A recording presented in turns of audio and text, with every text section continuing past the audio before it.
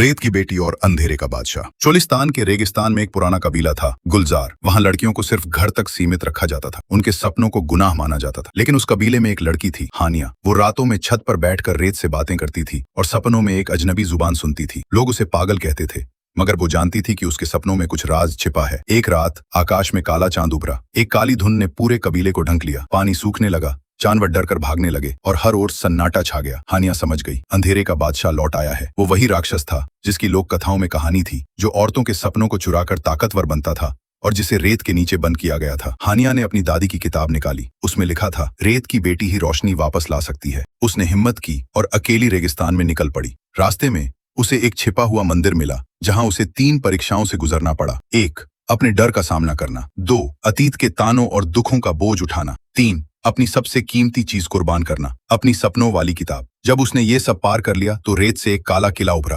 अंधेरे का महल। वहां अंधेरे का राजा बैठा था, जिसने उसका मजाक उड़ाया। तू ही वो रोशनी है जिसे उसका कबीला भी नहीं मानता। लेकिन हानिया शांत रही। उसने अपने हाथ में जलता हुआ चिराग उठाया और उसे किले के बीचों बीच रख दिया। चिराग की रोशनी इतनी तेज थी कि अंधेरा चीख उठा, दीवारें पिघलने लगी और अंधेरे का बादशाह खत्म हो गया। सालों बाद सूरज निकला, कबीला जागा और पहली बार लोगों ने हानिया की बात सुनी, क्योंकि रेत की बेटी सिर्फ अंधेरे को नहीं हराती, वो रोशनी को जन्म देती है।